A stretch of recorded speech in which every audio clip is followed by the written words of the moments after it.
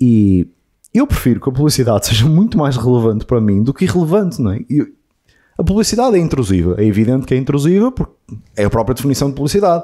Se tu estiveres à minha procura, pá, por mim está tudo bem, não há stress nenhum, não preciso de anunciar, não é? Estás a falar em termos de utilizador, não é? Em termos de utilizador, não é? Portanto, eu tenho de anunciar a quem não está à minha procura, não é? Portanto, eu enquanto utilizador, eu prefiro muito mais que a publicidade seja claramente Dirigida a ti. ultra dirigida a mim. Portanto, não me custa nada que a Google saiba que eu gosto de paddle, de, sei lá, dos meus hobbies todos. Não me incomoda nada. Não me incomoda chegar ao Facebook e ver os anúncios de coisas que eu estava a falar, de eu estar a ter uma conversa, pá, onde é que quero ir na passagem de ano, e abrir o Facebook e ver anúncios de viagens ali.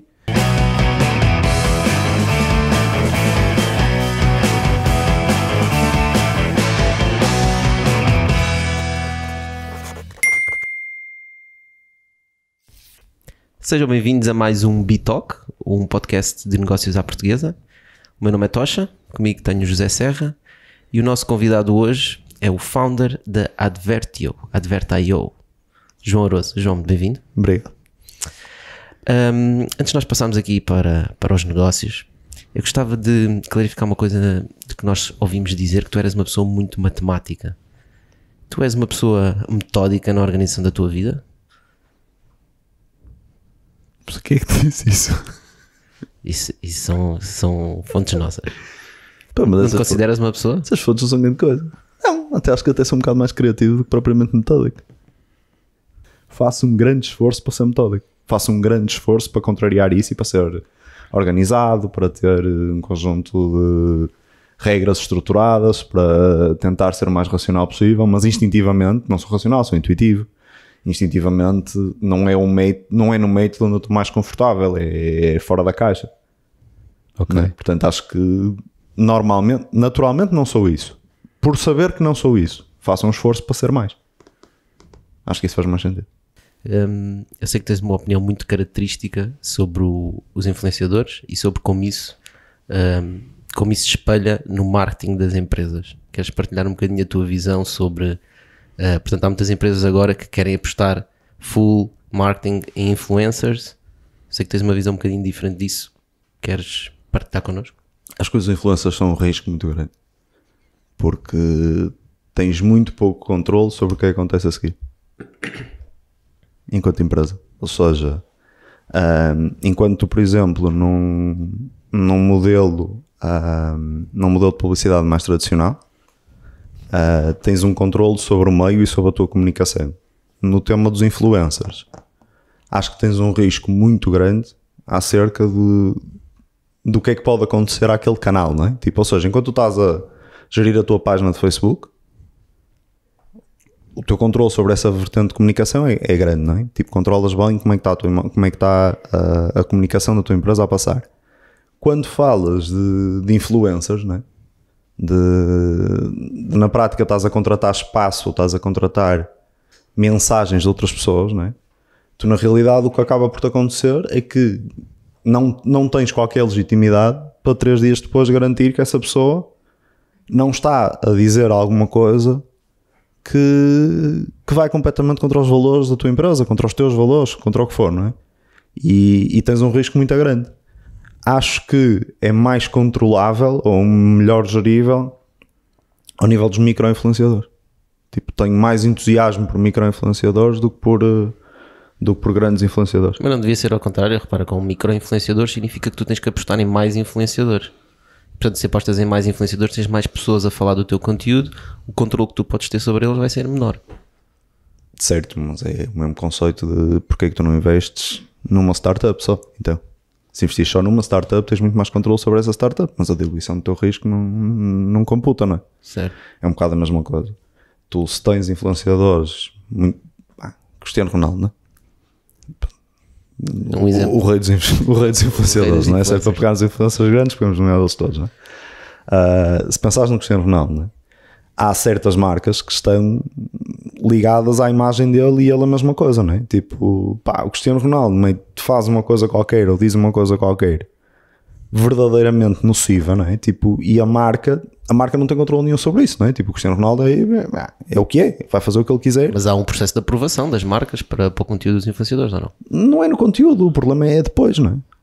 Há o pós... É depois, é a A partir do pessoa momento dele, que é não uma figura pública, não é? Seja figura pública ou não é? A partir do momento em que tu, empresa, deixas aquela pessoa e colas aquela pessoa à tua imagem, não é? Depois a seguir, se aquela pessoa vai fazer algo que vai contra os teus valores enquanto empresa ou enquanto pessoa, não é? O impacto é gigantesco. Né? O impacto, se for Cristiano Ronaldo, o impacto é gigantesco. Se distribuís por muitos micro-influenciadores, o impacto é muito menor, não é? Por isso, no caso dos micro-influenciadores, se houve 1 ou 2 ou 3 que falarem alguma coisa que... Se trabalhares com 50 micro-influenciadores, é só tipo, ambassadors, não é? Tipo como se chamava antigamente. Vês isso como o futuro da publicidade dos influenciadores? Os micro-influenciadores, neste caso. Vejo isso como uma vertente muito interessante na publicidade. Um add-on, portanto.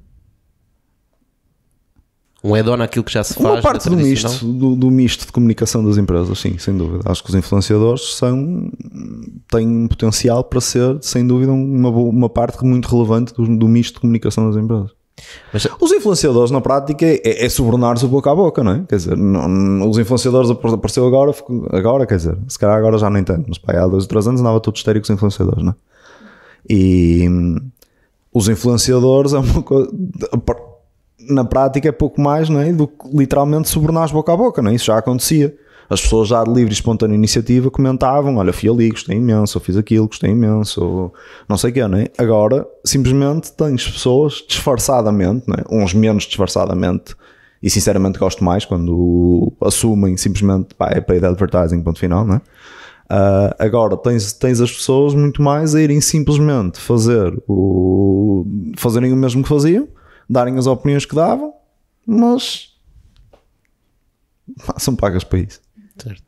E não acho que eu acho que existe um grande desafio, não é, para os micro-influenciadores, que vai ser, hoje em dia as empresas já têm dificuldade em escolher o seu público-alvo, certo? E tu, quando vais escolher um micro-influenciador, neste caso um influenciador, ele tem um público e, portanto, tu tens que perceber se o público a quem ele está a dirigir, se é um público que tem interesse para ti. Tu não achas que as empresas têm alguma dificuldade em definir quem são o seu público-alvo? E se isso não vai ficar ainda pior com micro-influencers? Não sei se fica pior. Acho que, sem dúvida, que as empresas têm muita dificuldade em perceber qual é o seu público-alvo. Aliás, das pequenas às grandes. Acho que... Primeiro porque assim, isso assumia que a maior parte das pessoas percebem dados, o que não é bem o caso, não é? A maior parte das pessoas tem bastante dificuldade com análises mais de dados, não é? E depois os nossos negócios, principalmente quando são pequenos negócios, não é? Temos uma relação muito emocional com eles, então acabamos por acreditar que os nossos clientes são quem nós queríamos que são e não quem eles são mesmo, não é? Portanto, há muito aquela lógica de, sei lá, eu criei uma marca de sapatos e eu quero criar uma marca de sapatos de luxo, portanto vou fazer target a quem compra Louboutin. Só que não é isso, não é? Os meus clientes, se calhar, estão a ser os clientes que compram o máximo de útil, mas eu quero continuar a fazer target a quem compra Louboutin, porque eu gostava era de estar a vender e gostava era de ter uma marca como a Louboutin, mas não tenho, não é? E se calhar quem está à frente dessa hipotética marca não compreende que o mercado deles não é o segmento ultra luxo, ou luxo, é o segmento médio-alto. Percebes? Porque há uma relação emocional com a marca e eu queria muito que aquilo fosse uma marca de luxo. Porque era o meu sonho, era ter uma marca de sapatos de luxo. Mas não tenho. Mas isso é um problema que já vem atrás, não é? Ou seja, se calhar o que nós hoje estamos perante uma nova realidade, que é comparativamente com aquilo que era o offline, não é? Ou seja, os meios tradicionais, os meios antigos, as marcas para comunicar e para comunicar com o seu público tinham que o fazer de forma indiscriminada, ou seja, utilizar os grandes meios de comunicação social, como os jornais, a televisão, a rádio, outdoors e por aí fora, não é? Portanto, por aí fora não havia muito mais por aí fora. A verdade é essa. Então tentavam, através dos grandes meios, chegar ao seu público-alvo de forma sem especificar o target, não é? Portanto, levava que as pessoas próprias se influenciassem com essa marca, se identificassem com essa marca e com essa mensagem. Hoje em dia, para chegar ao público-alvo, necessitam de fazer realmente segmentação. Portanto, ou seja, hoje já existem ferramentas digitais que permitem que as pessoas consigam chegar realmente a determinado tipo de público-alvo, não é? E estamos ainda no início desse campeonato, ainda é muito difícil fazê-lo. Sim, eu acho só uma coisa, que é, não ficou pior nem melhor, ou seja, o problema que vem atrás mantém-se, não é? Ou seja, simplesmente arranjamos novos meios para aplicar as mesmas dificuldades que tínhamos antigamente. Ou seja, as pequenas empresas não passaram a saber, e as empresas em global não passaram a saber melhor fazer publicidade, simplesmente têm também o canal da internet para fazê-lo, não é? Portanto, não ficou mais complicado nem menos complicado por causa da internet. O problema base é o mesmo. Simplesmente é só mais um meio em que se faz as coisas mal, porque não se fazia particularmente bem a publicidade em jornais, não se fazia particularmente bem publicidade em televisão. Então estamos perante a situação de que mudou-se por uma nova realidade os mesmos vícios que havia na realidade antiga, sim, não é? Sim, ou seja, não se aprendeu a tirar partido da publicidade digital. Sim. Isso é um problema transversal a muitos negócios que fazem projetos de digitalização. Eu adoro aqueles projetos de digitalização com consultores que vão à tua empresa fazer um grande projeto de digitalização, que depois na prática é replicar o mesmo negócio todos os offline em online. Exatamente. Eu acho que um dos melhores exemplos disso é, e eu não tenho a solução para isso, não é? Mas é a área da educação. Como é que pegas num sistema que, pronto, de fazer curso, né? De fazer educação mesmo, nem estou a falar de formação profissional, de fazer mesmo tipo o processo normal, né? Secundário, universidade, etc. Tens um sistema, né? Vais para a faculdade, fazes a tua licenciatura, fazes um mestrado se quiseres ou não, mas tens ali aquela lógica, 4 anos ou 3 anos, ou seja lá quanto tempo é que é agora, tens um professor a debitar a matéria, é esperado que tu percebas ou não aquela matéria, depois vais lá, fazes um teste, etc. Ok, agora as universidades foram todas a digitalizar-se. Porreiro, puseram uns vídeos nas aulas que te obrigavam a ir lá ver. E digitalizam os apontamentos. Digitalizam os apontamentos e respondes aos testes online. Opa, altamente, é exatamente a mesma porcaria, versão online. Em vez de perceberem que efetivamente temos um mundo completamente diferente. Temos pessoas que já não me interessa minimamente contratar alguém que sabe muita informação. Interessa-me contratar alguém que sabe encontrar informação. Porque eu sei ao ritmo que a informação cresce, não é? É evidente que ninguém sabe toda a informação que eu preciso que ela saiba. A única coisa que me interessa é saber que ela sabe encontrar a informação que eu preciso que ela vá saber. E em vez das faculdades se adaptarem a essa lógica, não, digitalizaram os cursos, fazem e-learning, altamente metem uns vídeos online e põem os testes online. Isso é só ridículo, não é? Exatamente a mesma coisa. Eu acho que na publicidade passou-se um bocado o mesmo, e essa até é muita razão de ser da Advertio, porque enquanto no offline tu não conseguias, fruto da dificuldade logística física, não é? De automatizar e ter feedback loops num anúncio de jornal. Portanto, por exemplo, um anunciante fazia um anúncio no jornal, ele estava feito, era impresso, era visto por centenas de pessoas, milhares de pessoas, milhões de pessoas, dependendo do jornal, não é? E pronto, depois tinha reação ou não tinha. Tu não tinhas uma forma de saber, aquela pessoa viu o Washington Post, leu o Washington Post no café àquela hora e depois foi à loja comprar os teus sapatos, não é? Os tais Louboutin, os tais pseudo-Louboutin.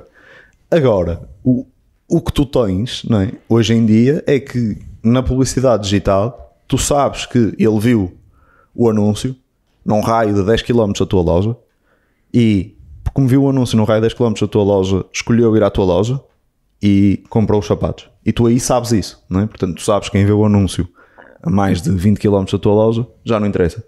Tu sabes que quem vê o anúncio a seguir à tua loja fechar, já não interessa porque já se esqueceu até lá amanhã.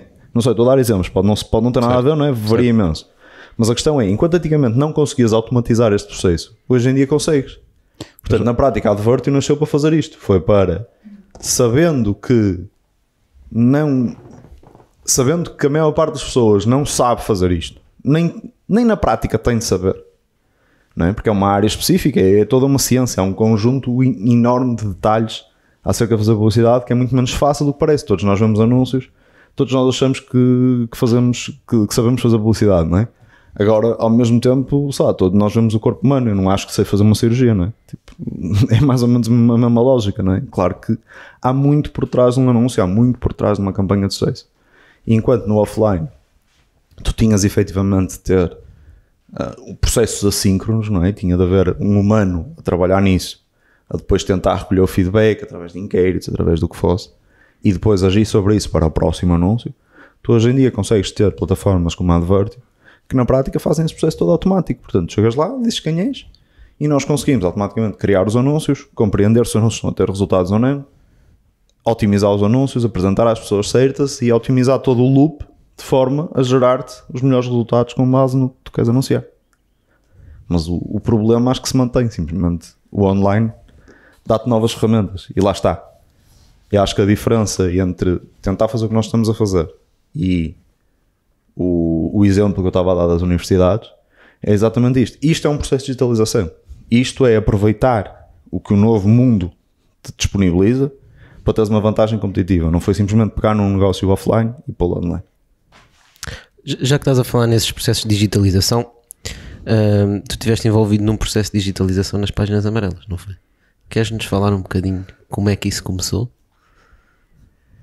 Ei, que blast from the past. Ora bem, foi muito agir, foi uma experiência, acho que foi uma das experiências mais gratificantes da minha vida. Foi no final de 2013, as páginas amarelas estavam a entrar num pé e o caminho expectável era a insolvência e o consequente fecho da empresa. E na altura eu e o António Alegre, que hoje em dia é o CEO das páginas amarelas, éramos sócios já numa startup anterior que eu tinha tido, e aquilo era um negócio que nos interessava. Pronto, nós estávamos num negócio perto do que as páginas amarelas faziam. Nós fazíamos sites basicamente e também focávamos muito no mercado das PMEs, e as páginas amarelas foi um negócio particularmente interessante. Era um negócio que tinha era um negócio que, acima de tudo, o que mais me cativava ali era: tu tens 30 mil clientes fiéis a uma marca, tens uma capacidade de servir o país, tens uma faturação ainda relativamente elevada, apesar de tudo, e depois estavas a vender os produtos errados, da forma errada, um fulfillment errado, ou pelo menos errado. Não estava a resultar. Sabem bem que em negócios não há errados e certos cegos, certo. Não é? Mas errado as in com EBITDA negativo. Neste caso antiquado, não é? Neste caso era mais isso, ou seja, exatamente, porque o conceito errado é interessante. Se tu pensares as páginas amarelas no pico, ou se não tens a certeza absoluta do ano nem do numeral certo, tu hoje podes querer vender cavalos, mas vender automóveis é mais fácil, não é? Certo, mas as páginas amarelas no seu auge, 2000 e pouco, se não me engano, faturaram 250 milhões com um EBITDA de 100 e tal milhões, não é? Portanto, repara, que luxo de negócio, quem me dera. Claro. Quem me dera ter esse negócio hoje em dia, não é?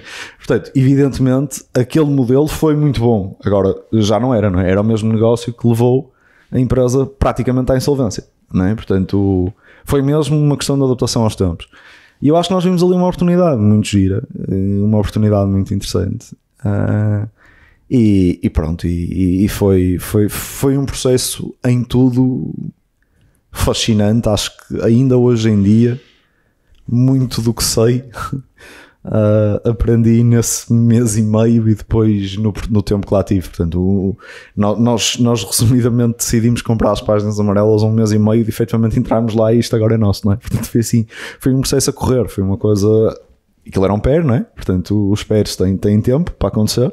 Ao fim de certo tempo acaba o tempo e não há acordo, ou não há, se não houver acordo, a empresa fica na mão dos credores, não é? Eventualmente vai para uma insolvência.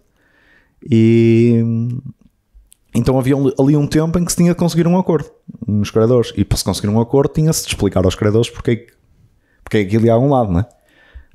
Qual era a visão para aquela empresa.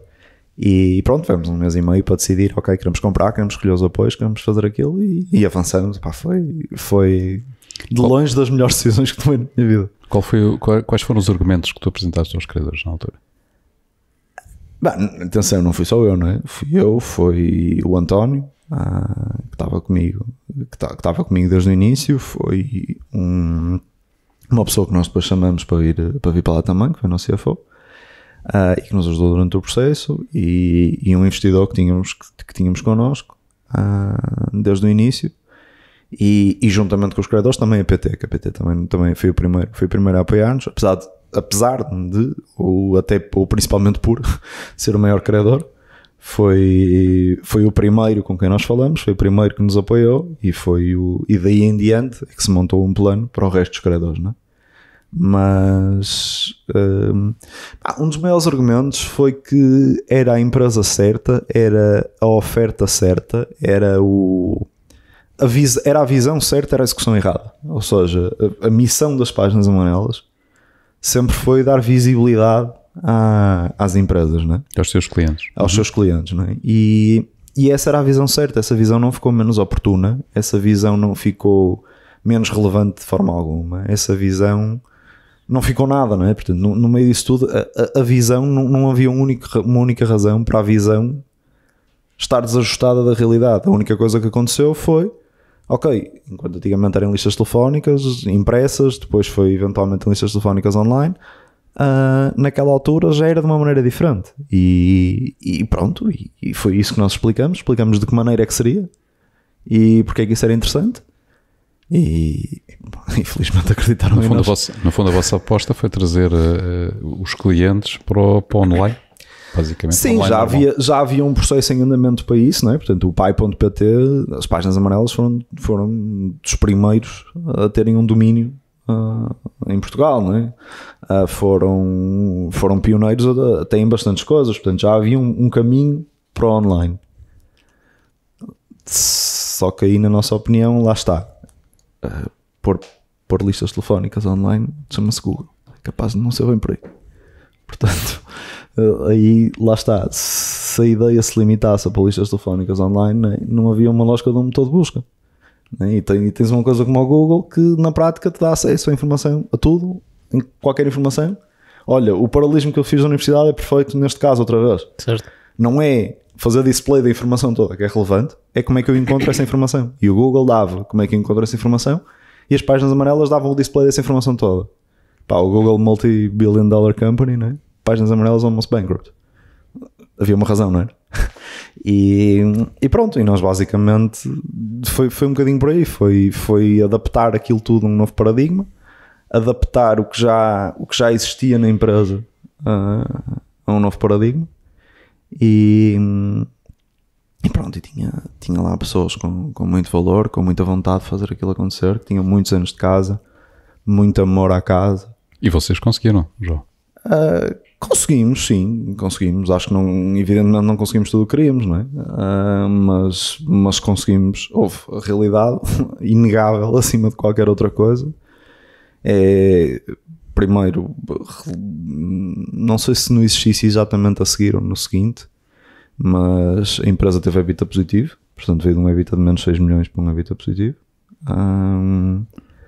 E uma empresa que, pá, olhando para o dinheiro que a empresa tinha na conta, tinha os dias contados, tinha nem 12 meses de vida, e está viva hoje e bem viva. Portanto, conseguimos, nesse aspecto conseguimos, não é? Agora, entretanto, depois eu saí de lá mais ou menos 2 anos depois de começar, fui fazer outras coisas e também a empresa evoluiu numa direção que eu não seria a pessoa mais útil ali. E essa vivência nas páginas amarelas foi o que te inspirou depois para pensar na Advertio? Foi bastante isso. Foi. Eu acho que a Advertio é um bocado a conjugação de tudo o que eu fiz até à data. Porque a minha primeira startup foi uma plataforma para criar sites, tipo Wix, que chamava-se Página Nora. Na prática criávamos sites em massa, portanto era muito numa lógica de templates, era muito para PMEs, era do it yourself, etc. E correu razoavelmente bem, foi interessante, deu retorno positivo aos investidores, portanto foi uma cena fixe. E depois a seguir evoluímos um bocado para uma lógica mais de publicidade, portanto acabamos por servir sites a toda a gente e perceber, ok, agora isto em 2008, né? Portanto não vale a pena ter só sites, não é uma solução. Então, como ter só sites não é uma solução, começamos a focar em como é que geramos tráfego, como é que fazemos com que aqueles sites tenham uma procura, não é? porque sim, 2008 já é um bocadinho depois do boom, mas mesmo assim apanha muito o boom das PMEs todas a terem sites, né? Portanto, 2008 em diante, o WordPress a ficar giant, o Wix ainda não havia, né? Portanto, depois a começar a haver o Wix, etc. Portanto, aquilo tudo a ficar gigante, não é? Em termos de quantidade de presenças online. E era preciso fatores diferenciadores, começares a preocupar-te em como é que geravas tráfego, como é que conseguias captar a atenção do utilizador. E nós, para captar essa atenção toda, o que acabamos por perceber foi, ok, temos que começar a entender mais como é que funciona o tráfego, como é que funciona a publicidade, e começamos a focar um bocado mais na publicidade, ou também na publicidade, digamos. Depois foste para as páginas amarelas. As páginas amarelas vieram um bocado isso como resultado disso tudo, não é? Foi um desafio evidente, e eu acho que o maior desafio que eu não tive tempo, não é? Nem era para ter, não é? Portanto, que não ataquei nos primeiros 2 anos, e que acho que o António está a fazer um excelente trabalho nisso desde que eu saí, não é? E que ele lá continuou, foi a agilização de processos de fulfillment. Ou seja, o que é que isto quer dizer? Nós nas páginas amarelas conseguimos muito bem vender muitas campanhas, conseguimos muito bem ter milhares de campanhas de Google a correr, não é? E de Facebook, e sites e tudo. Agora o problema é, não é? Quando tu tens uma agência grande e estás a gerir um budget de, sei lá, de 100 mil euros, é fácil cobrares uma fee de 10 mil euros que seja, para estares a gerir a campanha, e isso paga-te horas ao aumento de pessoas que estão efetivamente a acompanhar a campanha, e com base nesse acompanhamento vão fazer a campanha, vão otimizando a campanha, dar melhores resultados, criar a campanha, etc, etc. Quando tu tens o caso das PMEs, que era o nosso mercado, em que tu tinhas as PMEs a gastarem 1000 euros, não é? Se fores aplicar uma proporcionalidade, cobramos 100 euros. Pá, com 100 euros tem obviamente muita margem para horas homem. Pagar uma pessoa para estar ali. Uma pessoa para estar ali, não é? Pagar uma pessoa para estar ali, já agora pagar a estrutura da empresa, não é? Já agora pagar a comissão do comercial que vendeu aquilo, já agora dar algum lucro para a empresa era porreiro também, não é? Pagar a dívida, porque era uma coisa que vinha de um pé, tínhamos ali um serviço de dívida porreirito. Portanto, deves imaginar, não era fácil, não é?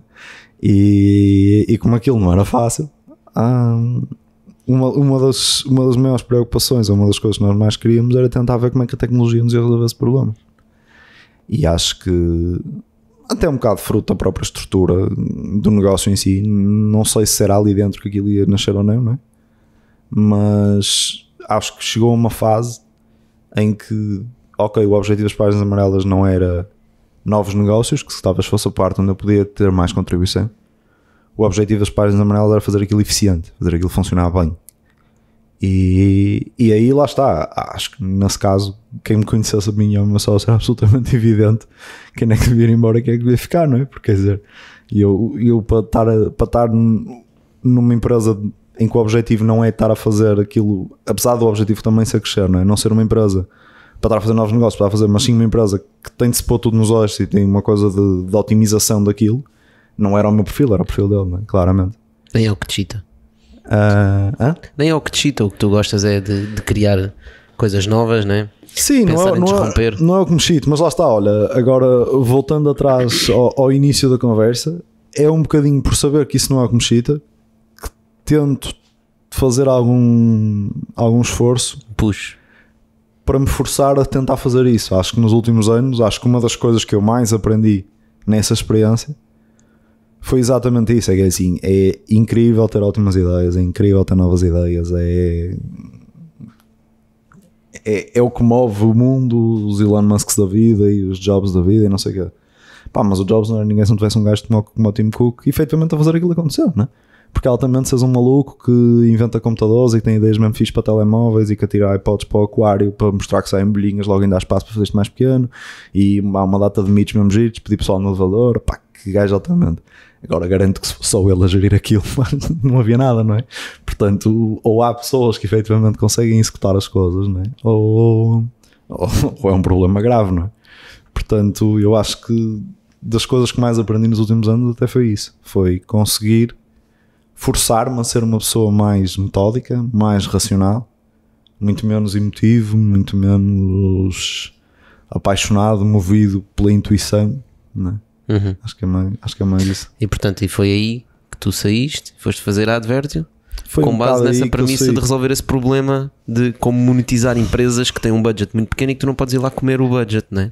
Sim, há aí no meio disso tudo uns 8 meses que são um tanto ou quanto importantes. Ou seja, a questão que se coloca é não sair das páginas amarelas para montar isto. Não é? Certo. Portanto, não foi provavelmente uma coisa que decidi que era preciso lá e ok, olha, não vamos fazer isto aqui, vou sair, vou montar mais uma empresa eu e até logo. Não foi provavelmente isso, não é? Até porque, por exemplo, eu isso acho que era feio, não é? Acho que se fosse esse o caso, então o que teria de ser feito ou era uma unidade de negócio entre as páginas amarelas ou no limite era uma empresa que também direta ou indiretamente pertenceria às páginas amarelas, aos seus acionistas, etc, não é? Portanto, e as páginas amarelas não são meus acionistas, não é? Agora saí, tive ainda praticamente um ano, se não mais, a pastar, A pensar. na vida, exatamente, pensar é mais bonito.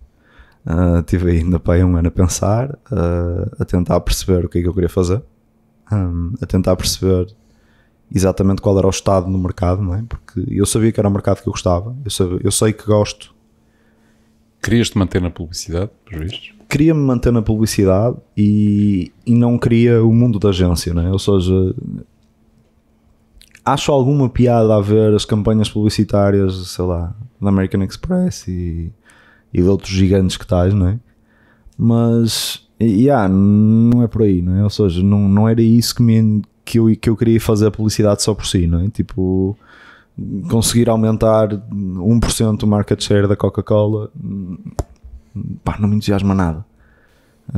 Tudo bem que isso são milhares de milhões de euros provavelmente, ou milhões de euros pelo menos de certeza, pá, mas não me entusiasma nada aumentar 1% do negócio da Coca-Cola, tipo, é irrelevante. Não é? Há mais meia dúzia de milhões que vão para a Coca-Cola, tudo bem, ok.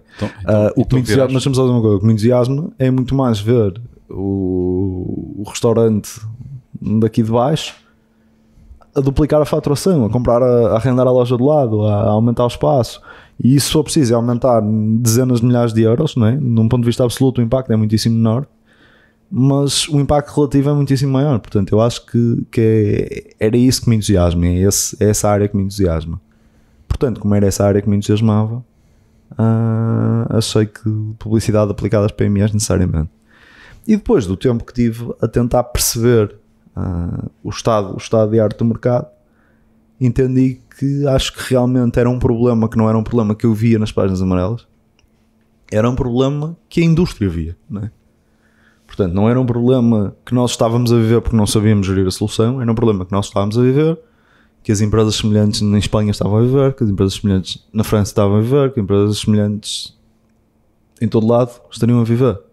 Portanto, essa constatação, não é, fez-me entender que efetivamente havia uma necessidade de mercado global para isso. Então procuraste a solução para resolver essa dor, não é? Esse problema. Sim. Mas quando o fizeste, questionaste, e acho que deves estar sempre a questionar, penso eu, sobre quais são as tendências que marcam a atualidade em termos de publicidade, ou seja, quais são os grandes desafios da publicidade digital. Sim. E quais são, João? Os grandes desafios da publicidade digital hoje em dia? Hoje em dia.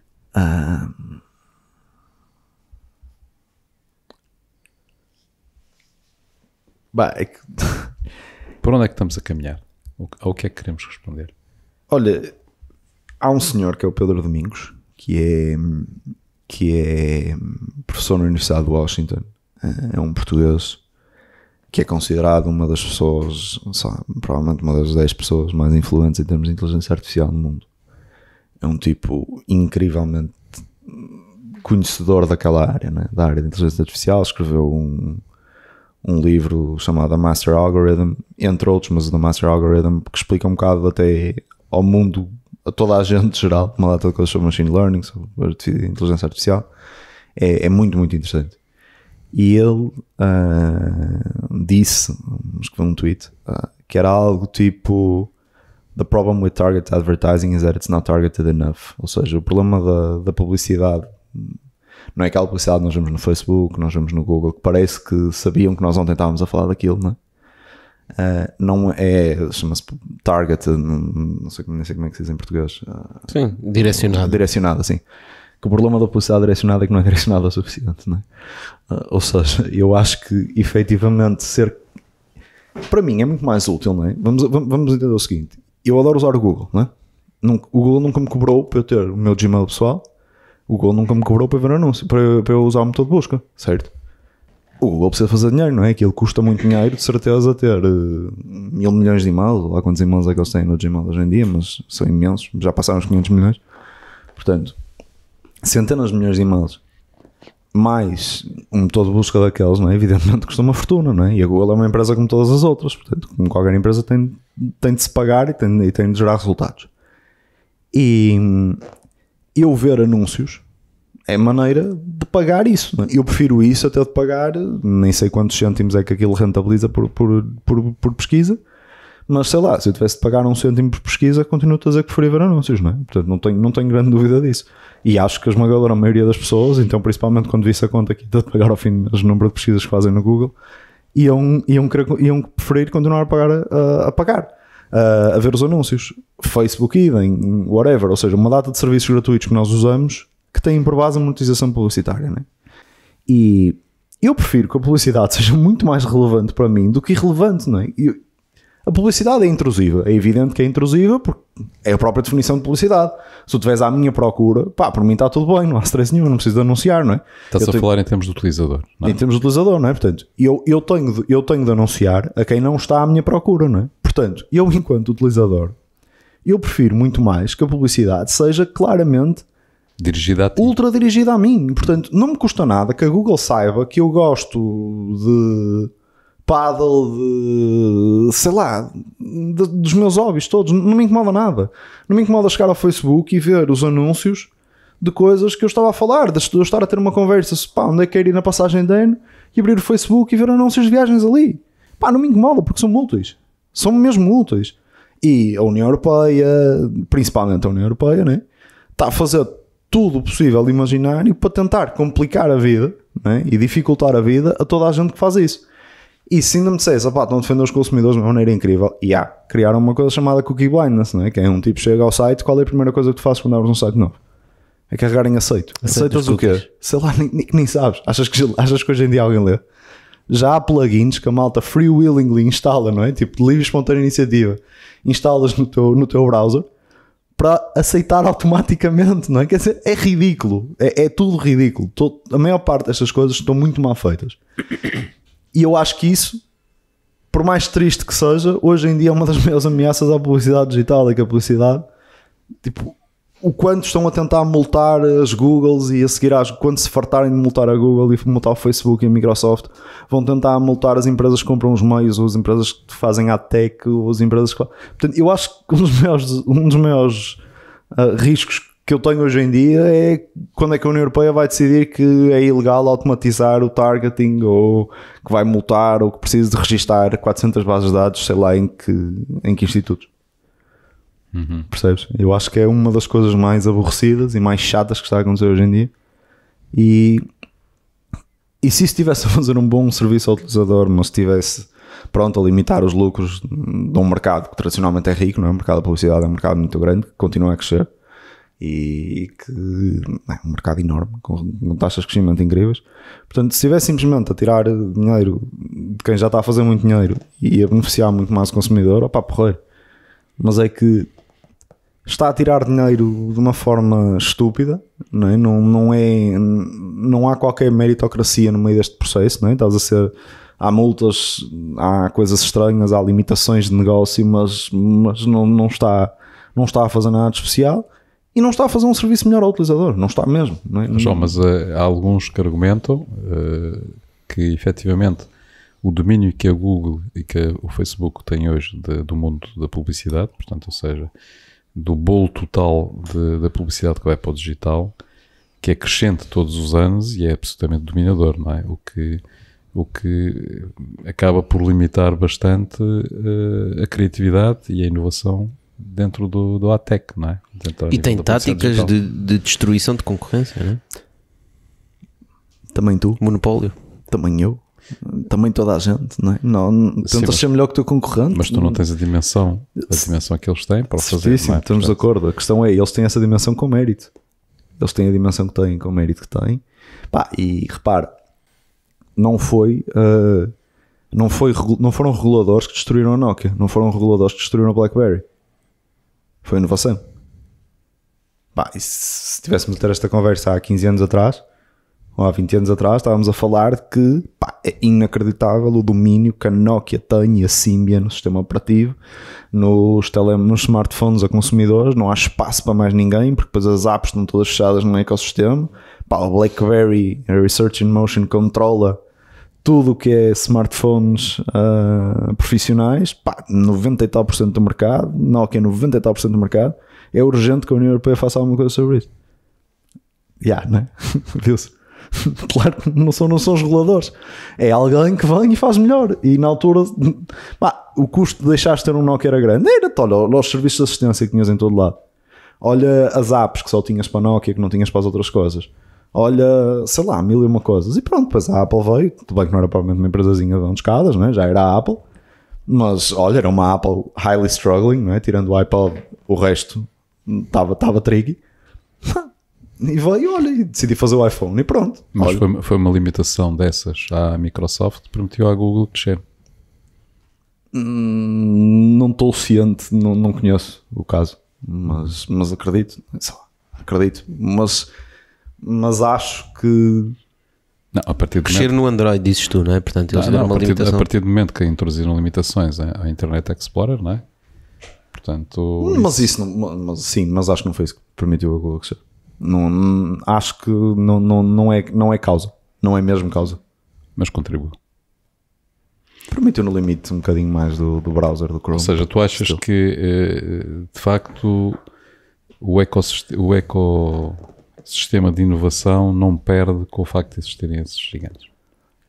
Não, porque não acho mesmo. Acho que aliás, all in all não perde. Se tu me perguntares, ok, a AdTech era mais saudável se a Google só tivesse 50% e houvesse uma outra Google, se calhar havia mais espaço no meio. Talvez, ok, admito. Agora, all in all não, porque depois vais ver o que é que a Google faz por ser a Google, não é? E vais ver a Alphabet e depois o resto que está ao lado, não é? Portanto, os negócios que a Google, não é? Na prática a Google é tida para uma holding, não é? E a holding investe noutras coisas, que antigamente era a Google, tinha uma estrutura, não é? Portanto, se tu fores ver os negócios side da Google, não é? Carros elétricos. Sim, até estava a pensar naquelas cenas... O Google Glass. Não, o Google Glass... não é provavelmente o melhor exemplo. Não, estava a pensar nas... como é que se chama? Usas óculos ou podes usar lentes... As lentes de contacto. Lentes de contacto, obrigado. Sim, para medir a glicemia. Lentes de contacto para diabéticos. Tem Zen cenas, não é, que a Google faz. O Project Loon, que para mim é uma das coisas mais giras, que é aquele projeto que eles têm de balões para meter internet em África subsaariana e em zonas remotas que não dá para cabelar, aquilo era impensável, satélite não funciona. Portanto, balões que distribuem Wi-Fi ou internet, não sou técnico, o Musk quer fazer com satélites. Pronto, mas como o Musk quer fazer, exatamente. Mas eles têm uma coisa que era o Project Loon que fazia isso. Para fazer isso. Porquê é que eles querem fazer isso? Porreiro, porque são mais não sei quantos milhões que estavam lá. Vão ter acesso à estavam internet. lá perdidos, vão ter acesso à internet e que toca a faturar com anúncios. Porreiro. Agora, no meio disto tudo, há uns tipos em África, ou sei lá, noutros sítios remotos, não é? Em África acho que era o exemplo que eu tinha lido da última vez, mas na América do Sul de certeza também havia outras coisas, Ásia outras coisas, Europa provavelmente não tanto, mas pronto. Tens uma lata de tipos nessas áreas mais remotas que de repente têm acesso à internet e percebes que quando não é? Isso aí é mais do que provado, não é? Dás acesso à informação a uma população, não é? Vês logo o PIB, não é? Tipo, a aldeia, não é? A comunidade a crescer muito mais, não é? Dás acesso à informação, dás acesso a um conjunto de coisas, eles vão se desenvolver muito mais. Tudo bem que é debatable se isso é bom ou é mau, de um ponto de vista social, whatever, mas de um ponto de vista de inovação é bom. Tens a típica discussão entre, por exemplo, a Europa e a China. Né? Portanto, na Europa nós temos muita regulação, na China eles não têm a regulação. E a verdade é que tu, olhando para a China e para determinadas tecnologias que eles desenvolvem, permite-lhes fazer coisas em termos tecnológicos extraordinárias, porque não tem, por exemplo, o GDPR, né? Lá não existe. Portanto, se o governo quer recolher informação dos seus cidadãos, pode fazê-lo. Mas isso permite-lhes, por exemplo, ter uma base de dados gigantesca que eles depois podem trabalhar em cima dela e dar mais qualidade de vida. Yeah. Mas depois vemos nós da Europa, mas vai entrar na liberdade das pessoas, etc. Ou seja, há aqui um balanço que se tem que fazer entre até onde é que nós queremos regular e ter a intenção que ao regular demasiado estamos a travar a inovação. Isso aí é uma questão, isso aí é uma conversa já quase política, não é? Claro. Mas... Ok, olha, o que eu acho em relação a isso, acima de tudo, é coisas que limitam são normalmente negativas, não é? Portanto, eu acho que, eu acredito, pode ser naif, não é? Mas eu acredito globalmente na bondade das pessoas. Portanto, eu acho que as pessoas por default são boas. Portanto, se tu acreditas que as pessoas por default são boas e que globalmente nós queremos todos o bem, não é? Eu, sei lá, não tenho razão nenhuma para querer o teu mal, antes pelo contrário. Mesmo que não te conhecesse lá nenhum, mesmo que não gostasse de ti, mesmo que não fosse teu amigo, não é? E eu não teria nenhuma razão para querer o teu mal, por defeito. Pá, acabar de conhecer, olá, sou o Tocha. Pá, eu quero que a vida te corra bem, não é? Provavelmente não vou fazer muito por isso, não é? Porque não te conheço lá nenhum. Mas, nevertheless, dada a oportunidade de fazer-te o bem ou fazer-te o mal, eu vou-te fazer o bem, por defeito, não é? Tipo, eu acredito que as pessoas globalmente estão programadas para isso. Portanto, eu acho que, como acredito nisso, globalmente menos interferência, as coisas ajustam-se em si próprias, estás a ver? É um bocado os conceitos liberais de economia, não é? Tipo, um mercado, uma teoria quase de Adam Smith, não é? Tipo, o mercado sozinho regula-se normalmente melhor do que as interferências. Depois as interferências, são sujeitas a interesses, não é? Dentro das próprias interferências, não é? Portanto, isso aí, eu acho que normalmente menos interferência é melhor. Pronto, agora de um ponto de vista político, não é? De um ponto de vista mais social, também acredito profundamente num Estado social, não é? Portanto, acho que sim, quanto menos interferência melhor, mas mínimos garantidos, não é? Acho absolutamente desumano o conceito norte-americano. Estás aí a bater a bota, mas olha, o seguro de saúde, não cobra. Olha, o Estado Social já é uma interferência, ou seja, o Estado Social já é uma limitação, certo, que é introduzida para, no fundo, reequilibrar os rendimentos. Um nivelador. Certo, mas eu acho que há mínimos olímpicos que vale a pena o custo. Sim, vale a pena o custo das interferências, não é? O impacto negativo das interferências. Vale a pena para não teres uma pessoa, não te vais dinheiro para pagar seguro de saúde. Lamento desiludite, mas vais morrer na rua.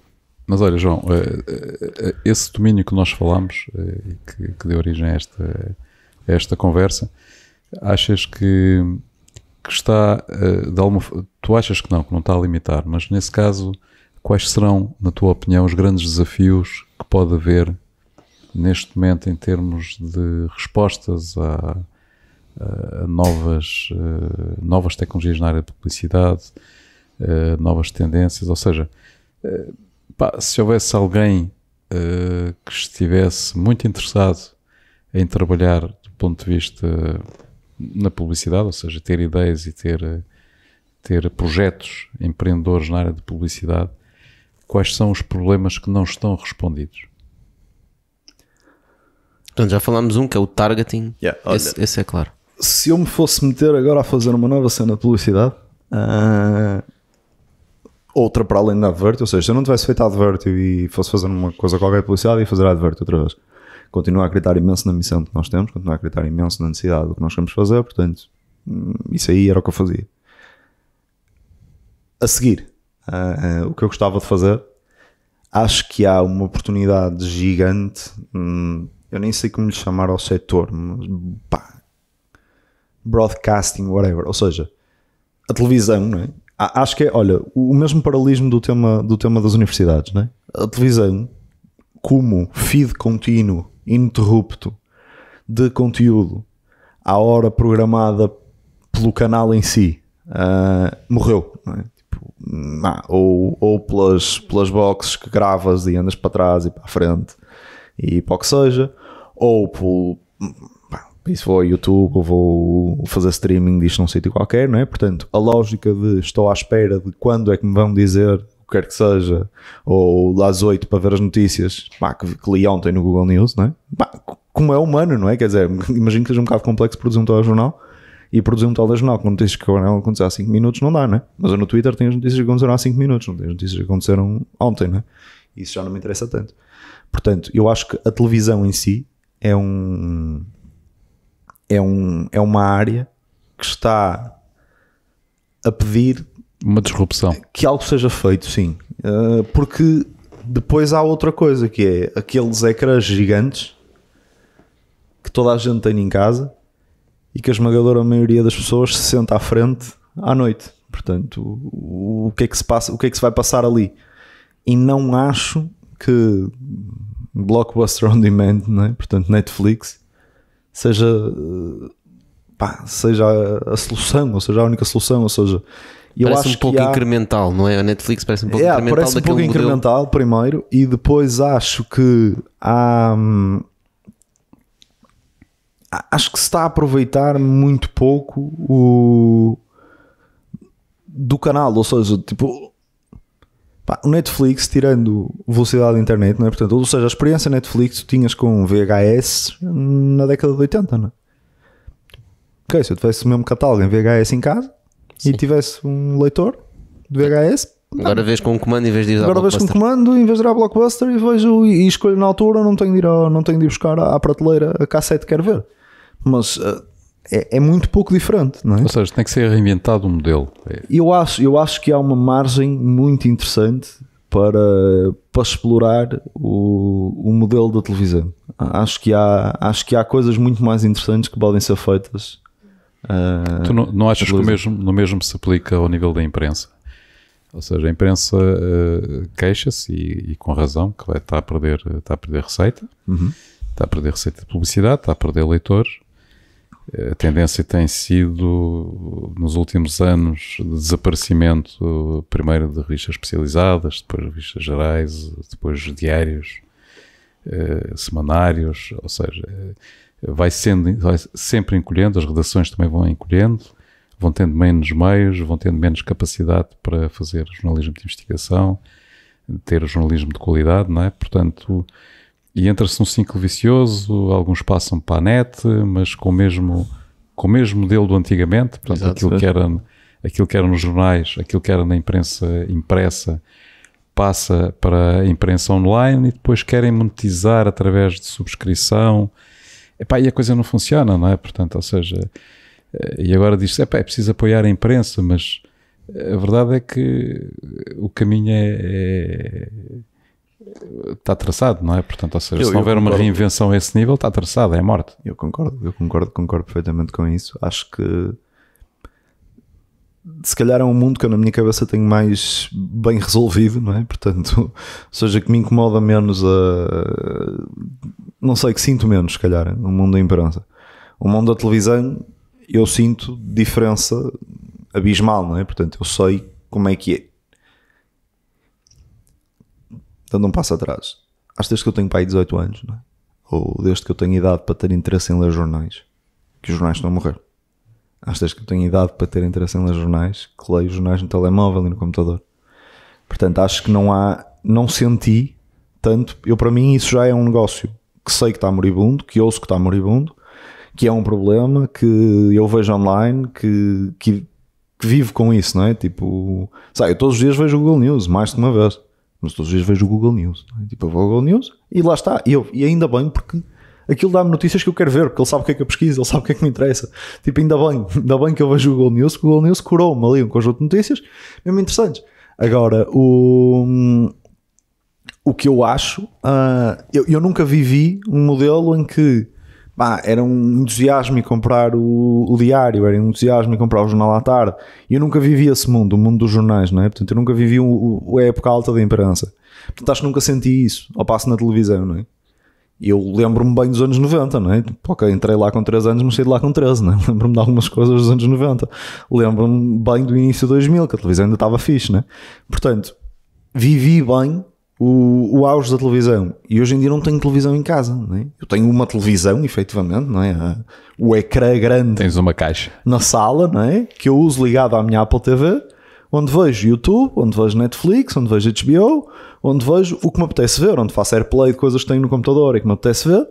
Agora, eu não tenho o canal RTP em que eu carrego no 1 e no 2 e no 3 e vou ver o que é que está a dar, quem é que foram os últimos que se decidiram casar à primeira vista na televisão, ou quem é que foram os últimos que decidiram fazer outra, ou meterem-se todos juntos numa casa com televisões. Sei lá, isso não vejo, não é? Isso não sei. E isso, eu lembro-me bem de serem 8 da noite e dos meus pais irem ver o telejornal. Eu gosto de notícias, eu preocupo-me com o mundo, eu todos os dias vejo o Google News.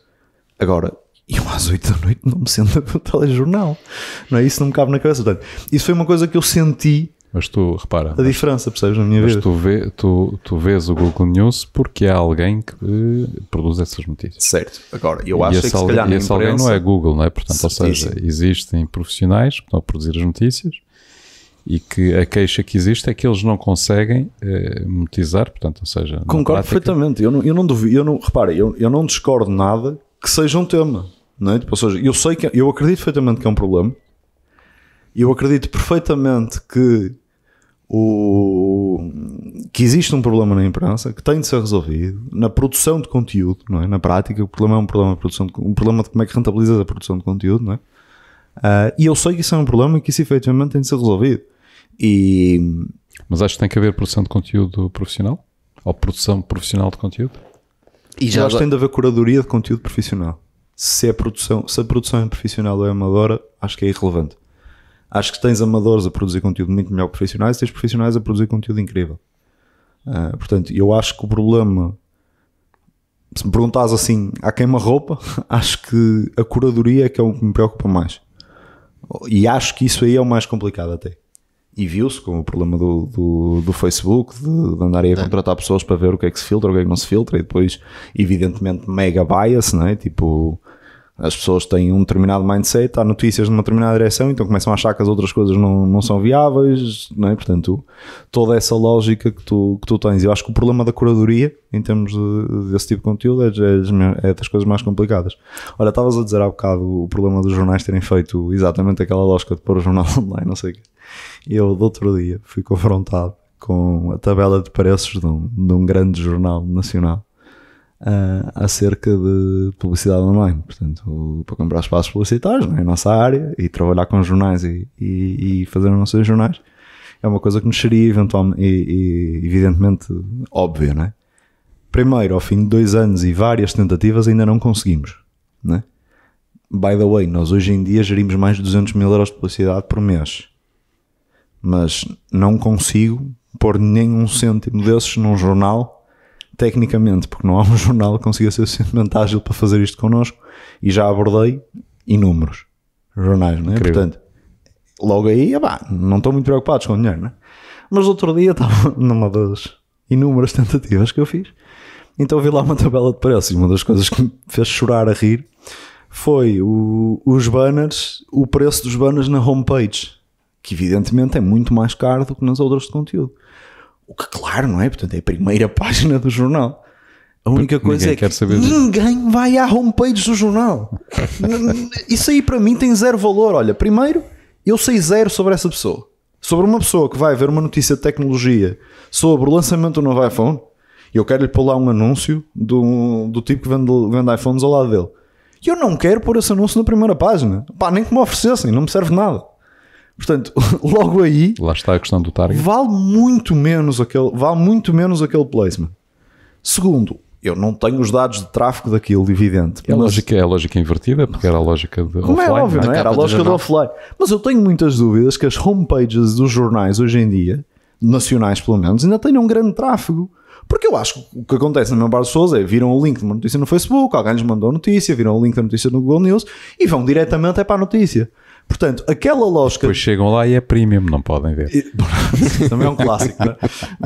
Mas independentemente da paywall ou não é? O conceito de os jornais online, a primeira coisa que eu acho que a maior parte deles ainda não percebeu é que não existe estrutura de primeira página. Tudo é uma primeira página e nada é uma primeira página. Aquilo tem de ser uma componente orgânica dinâmica, não é? Tem de me saber prender naquele loop e fazer existir naquele loop e não tentar-me cobrar o dobro para fazer publicidade na homepage. Isso é só ridículo, não é? A piada é, continua a comprar, continua-se a comprar e está tudo bem e o mundo está fixe, não é? Mas o volume de negócios vai para baixo. Claro. Porque é evidente, não sei, eu acho que é uma coisa evidente, não sei, parece que as pessoas não estão muito interessadas, querem perceber. João, Depois tens, por exemplo, jornais como o Observador que fazem coisas incríveis, principalmente a nível social, a nível de social do Observador, que acho que está incrivelmente bem feito, para não estar só a dizer mal. sim, a parte da rádio, não é? Que eles lançaram. Nem estava a pensar nisso, estava a pensar desde sempre a gestão social do Observador. Acho que foi uma coisa que conseguiu fazer isso muito bem, a nível de social networks, conseguiu fazer isso crescer muito bem. Já estamos a terminar, mas eu queria só perceber, nessa tua visão, como é que se entram as redes sociais? Porque nas redes sociais há muita gente a criar conteúdo, não é? Até falando daquela coisa que estavas a falar há bocado, em casa tens um ecrã gigante, tu consomes conteúdo, há muito conteúdo a ser criado nas redes sociais, tens crianças hoje em dia que basicamente agarram no telemóvel e veem youtubers e influencers, e esse é o grande parte do conteúdo que eles consomem. E também há pessoas a produzir conteúdo na área das notícias. Tens pessoas a curar notícias, então estamos a falar de curadoria. Como é que tu vês a oportunidade de digital marketing nas redes sociais? Tens alguma visão para isso de futuro? Acho que a única coisa, lá está, acho que voltamos um bocado à questão que eu estava a falar do tema da União Europeia. Portanto, eu acho que a única coisa é que nós vamos ser cada vez mais exigentes e vai ser cada vez mais necessário as coisas serem tipo micro-targeted, não é? Portanto, tem de estar tudo micro-segmentado. Tu tens cada dia menos paciência para um anúncio que não te diz nada. Certo. Percebes? E o anúncio pode ser super legítimo. Mas eu acho que nós hoje em dia estamos cada vez mais a criar quase um mindset de eles estão a mostrar este anúncio que eu não estou minimamente interessado. Que incompetentes. E estão a gastar dinheiro. Não, mas começas a pensar, não é? A já ter quase um feedback negativo da marca, que é como é que esta marca está-me a mostrar este anúncio, mas eles não sabem que eu não quero isto? Certo. Tipo, as novas gerações então, não é? Estão completamente dentro do contexto de a publicidade é uma coisa tipo, que é o que eu gosto, não é? Só me mostram anúncios das coisas que eu quero ver. Exato. Portanto, se alguém me está a mostrar um anúncio de uma coisa que eu não queria ver, só pode ser burro. Sim. Claramente essa é a tendência. A publicidade não vai desaparecer, vai ficar cada vez mais específica e melhor. Sim, eu acho que sim. João, qual é, na tua opinião, o maior desafio neste momento para a Adverti? Temos tantos. É assim, todos eles resumem-se em sobreviver, não é? Nós não somos, isso, okay. Nós somos uma startup, temos 2 anos e pouco.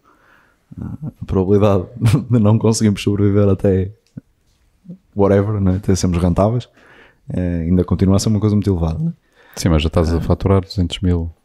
Estou a gerir publicidade. Estás a gerir publicidade 200 mil euros. Não, estamos a escalar e estamos felizes e estamos numa mata de mercados, né? Portanto, estamos para ficar, não é? Mas é sempre o primeiro desafio, não é? Numa empresa. Mas para onde é que o mercado está a puxar? O que para mim é um desafio na Advertio? Olha, neste momento não tem nada a ver com publicidade. Eu acho que o maior desafio que tu tens, se tiveres uma empresa tecnológica em Lisboa, é contratar pessoas. Acho que está muito competitivo, porque todas as áreas, eu acho que isso é um dos grandes efeitos, é que todas as áreas estão a contratar pessoas de tecnologia, né? Portanto, a lógica da digitalização das coisas todas globais, né? Tipo, tu hoje em dia tens bancos com mais malta tech do que malta de finanças, né? E hoje em dia tens seguradoras quase todas geridas com base em algoritmos, né? Enquanto antigamente, as seguradoras, que era, tipo, sempre foi um negócio de estatística, já é um mau exemplo, né? Já é desde sempre assim. Mas tens, sei lá, escritórios de advogados a crescer imenso, o departamento de tech, os departamentos internos de IT, porque percebem que têm de dominar bem tech. Os leaks de escritórios de advogados, né? Panama Papers e outras coisas que tais, são evidentemente mega críticos, né? Portanto, acho que tens cada vez mais as empresas todas, que antigamente, se for preciso, subcontratavam IT e pouco ou nada tinham, a perceberem que o negócio deles digitalizou-se, né? E intensificou-se do ponto de vista tech. Portanto, para nós um dos maiores desafios é conseguir contratar pessoas tech e atrair pessoas tech. No mundo da publicidade,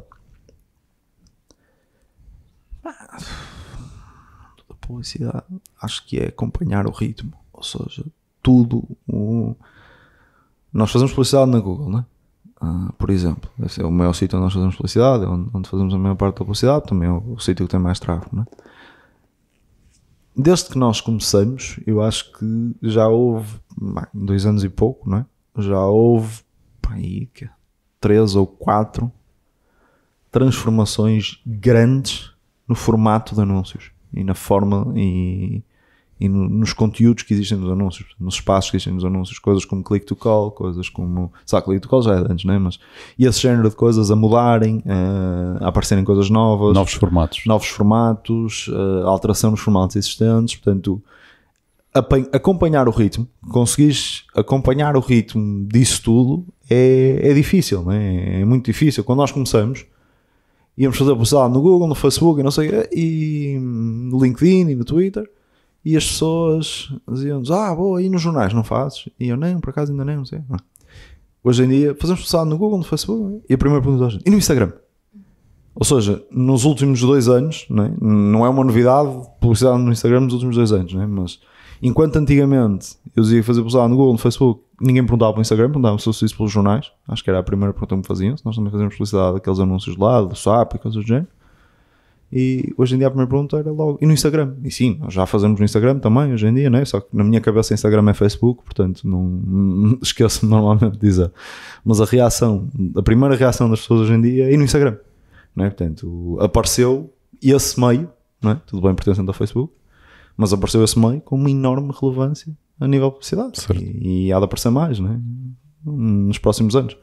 Portanto, eu acho que é mesmo isso, é manter-te ao nível disso, os TikToks e essas coisas. Antes de nós irmos aqui à frigideira, vai ser aqui o nosso último movimento, queria só que explicasse um bocadinho quem é que são os teus clientes na Advertio, porque nós falámos muito da Advertio, mas não explicámos exatamente o que é que a Advertio faz. Quem é que são os teus clientes na Advertio?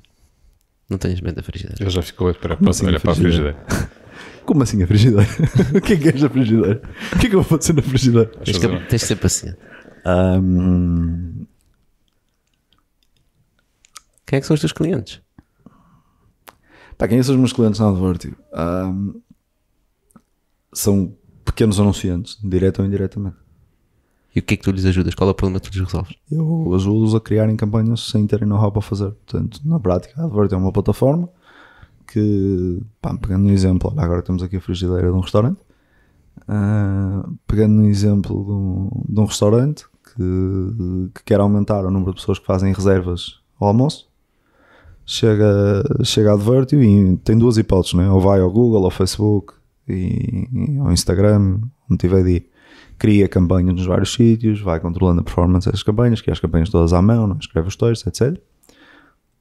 Ou arranja quem faça por ele, Ao arranjar quem faça por ele, pode arranjar uma agência, que manualmente vai fazer isso, que na prática era um bocadinho que nós nas páginas amarelas éramos. Tem que pagar por isso? Tem que pagar por isso, Ou usa a Advertio gratuitamente e diz, olha, eu quero criar um anúncio para aumentar o número de reservas online que eu tenho. O número de reservas de mesas que eu tenho no meu restaurante. E nós automaticamente, primeiro vamos lhe dizer quanto é que vai custar cada nova reserva e automaticamente fazemos as campanhas no Facebook, no Google, no Instagram. Quando tu dizes gratuitamente, ou seja, o dinheiro que ele ia gastar no Google Ads, no Facebook Ads, etc., gastam o mesmo com a Advertio. Portanto, vocês não cobram pelos vossos serviços. E temos a vantagem de que tu no Google e no Facebook, etc., nós temos 2 modelos, ou seja, ou escolhes isso e fazes a publicidade diretamente no Facebook, no Google, etc., ou dizes, ok, o meu objetivo é é gerar reservas online. E eu digo-te, ok, cada reserva online vai-te custar 4€. E tu esse dinheiro, em vez de gastar no Facebook, que ias gastar, acontecesse o que acontecesse, se tivesses reservas ou não tivesses reservas, ali eu cobrar-te por clique ou por impressão, dependendo dos modelos. No nosso caso, nós cobramos de cada vez que geramos uma reserva, cobramos esses 4€. Se fosse 4€, seja 40, seja 2, ou 1, perfeito. É uma forma de prever para o cliente, qual é que vai ser o custo de aquisição para ele. E é uma forma de fazer publicidade sem risco. E é aí que está o teu segredo. Enquanto a publicidade, no fundo, tens o risco de ter ou não retorno, no nosso caso é uma maneira de fazer publicidade sem risco. No fundo, tu estás a vender um serviço em que as pessoas pagam pelo retorno. Exatamente. As pessoas só pagam se aquilo funcionar. Então vamos à frigideira agora? Como é que bem. Então é assim. Estou ótimo. Sabes fazer Não te bitoque? preocupes. Sabes fazer bitoque? Sei fazer o quê? Bitoque. O que é isso? Bitoque? Não sabes o que é um bitoque? Bicho, não. Sei. Então olha, tenho aqui uma frigideira com 4 ingredientes. Eu quero que tu escolhas aquele que te identificas mais.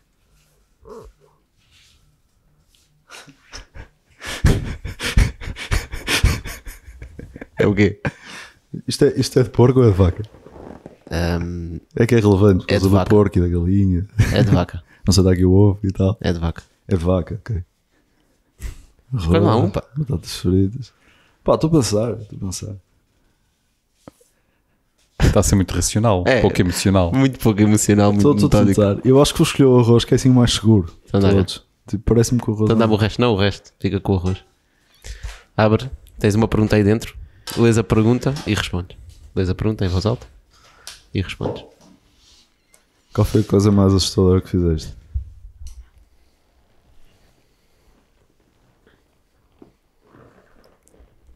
Não foi vir aqui ao Beitoque. Não. O que foi a coisa mais assustadora que eu fiz? Que triste. Nunca fiz nada assim muito assustador. Epá. Yeah. Tá bem, mas já deves ter feito alguma coisa que foi a mais assustadora, por menos assustadora que ela seja. Pá, acho que nunca fiz nada assim muito assustador. Criar Sim, a mas há uma advertência. sensação que Se calhar ir ao dentista. Ir ao dentista assustava-me muito. Assustava-me bastante. Agora dá melhor ir ao dentista, mas sim, ir ao dentista era difícil. Era uma coisa que eu tinha muito medo. Pá, a coisa mais nervosa, para a qual eu mais nervoso estive, foi antes de ir ao dentista, que não consegui dormir a noite toda. Mas ia lá pedi-lo em casamento, portanto, é um bocadinho diferente. Mas não consegui dormir a noite anterior toda. Acho que foi a altura que eu mais medo tive de alguma coisa, foi antes de ir ao dentista. Exato. Se por acaso foi. Se tiveste bem. Para pedir a dentista em Para pedir casamento. a dentista em casamento, exatamente. Muito bom. Acho que foi a vez que eu mais nervoso estive. Olha, João, obrigado por teres vindo. Obrigado. Foi um prazer. O Beitoque acaba aqui e contamos com vocês para a próxima semana. Obrigado. Obrigado.